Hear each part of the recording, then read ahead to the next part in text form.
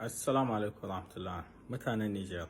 To General Chani na kira, CNSP suna kira, kuma IAS tana kiran ku duka mutanen Niger, musamman ma mutanen Yame da kewayenta.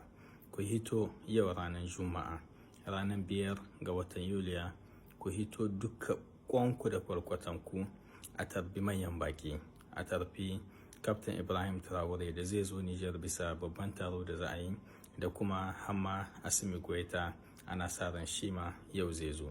Yau ranar Juma'a bayan sallan Juma'a a hito bisa kan hanya, musamman ma dai babban hanya mun sani wanda take hitawa daga aeroport har zuwa Presidence, don a nuna ma wa'annan shugabanni guda biyu wanda zabka Niger tafkan so da kauna na 'yan uwantaka, na cewa kuma su suna cikin jagorori kam na samun incin Afirka da tahiya kuma da kasashen mu na IS.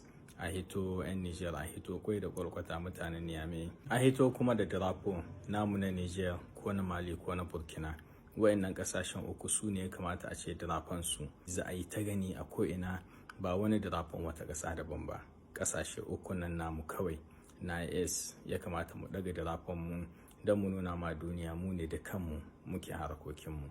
To dan Allah Niamey ba a ba mu kumya yau, sai mun nuna ma duniya mu 'yan Niger marika amana ne, kuma shi Captain Ibrahim Traore da Captain Assimi Goita da tawagoginsu duka za su zo su gani. Kuma yi musu maraba da zuwa, mu nuna musu cewa tahiyan nan duka tare ne.